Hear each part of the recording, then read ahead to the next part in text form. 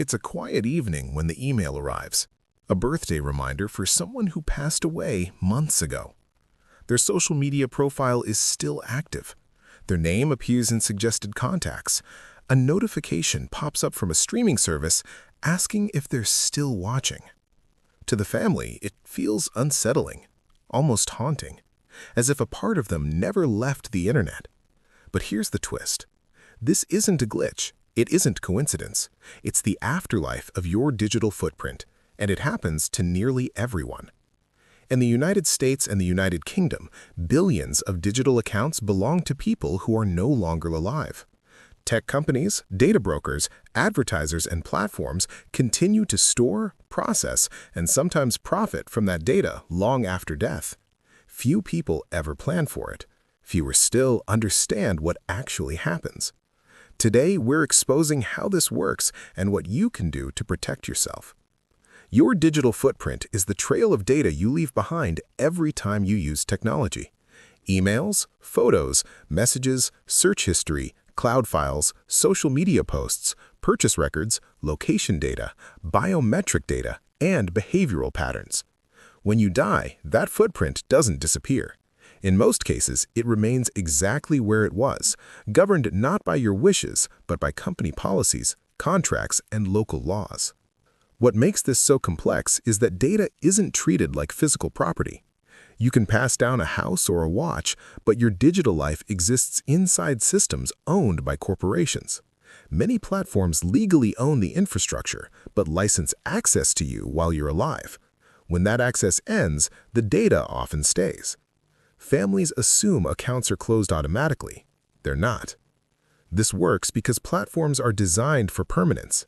Data storage is cheap, deletion is rare, and companies have incentives to keep information for analytics, security, or legal reasons. People don't think about it because death feels abstract, and digital systems feel temporary. But the internet never forgets by default.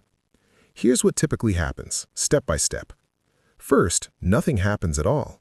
When someone passes away, most platforms are not notified. Accounts remain active, logged out, but intact. Algorithms continue to surface memories, photos, and recommendations based on past behavior. Next, automated systems keep processing the data. Email accounts receive spam and security alerts. Social platforms may suggest the deceased as a friend. Advertising systems still use historical data to shape targeting models, even if no ads are actively shown to that account. Then, if no action is taken, the data becomes dormant but persistent. It sits in servers, backups, and archives. In some cases, it's retained indefinitely. In others, it's eventually anonymized but not erased.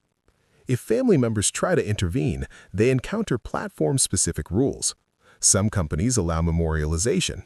Others require death certificates. Some deny access entirely, even to spouses or children. Without prior planning, families are locked out of photos, messages, and important documents forever. In the United States, a family in Oregon struggled for over a year to access a deceased father's cloud storage, which contained business records and personal photos. The service provider cited privacy laws and refused access without explicit prior consent. The data still exists, but the family can't see it. In the UK, a woman discovered her late mother's data was still being used by fitness and health apps months after her death. Activity summaries continued to generate reports based on historical data, causing repeated emotional distress every time a notification appeared. Another case involved a young man in New York whose social media account was taken over years after his death. Because it was never memorialized, attackers exploited weak security, using the account to scam friends who believed the messages were genuine. These examples show that digital afterlife isn't just emotional. It can become a security risk. Abandoned accounts are prime targets for hackers. Old email addresses can be reused. Data can resurface in breaches long after someone is gone. The psychology behind this is denial and discomfort. People avoid planning for digital death because it forces them to confront mortality. Platforms don't push the issue because silence benefits them. Families assume systems are humane and intuitive. They're not. They're automated, legalistic, and indifferent to grief. When survivors encounter these systems, they're often overwhelmed. The language is technical, the processes are slow, and the emotional weight makes rational decision-making harder. That's not an accident. These systems were never designed with death in mind. Protecting yourself means taking control while you're alive. First, you should create a digital inventory. List your important accounts, devices, and data locations in a secure place. This gives trusted people clarity instead of confusion. Second, you should designate a digital executor or legacy contact where platforms allow it. This gives someone authority to manage or close accounts according to your wishes. Third, you should review privacy and inactivity settings on major services. Many platforms allow accounts to be deleted or transferred after long periods of inactivity, but only if you enable it. Fourth, you should minimize unnecessary data collection now. The less you generate and store, the smaller your digital afterlife becomes. Fifth, you should communicate your wishes clearly. Tell someone you trust what you want deleted, preserved, or memorialized. Silence leaves decisions to algorithms and corporations.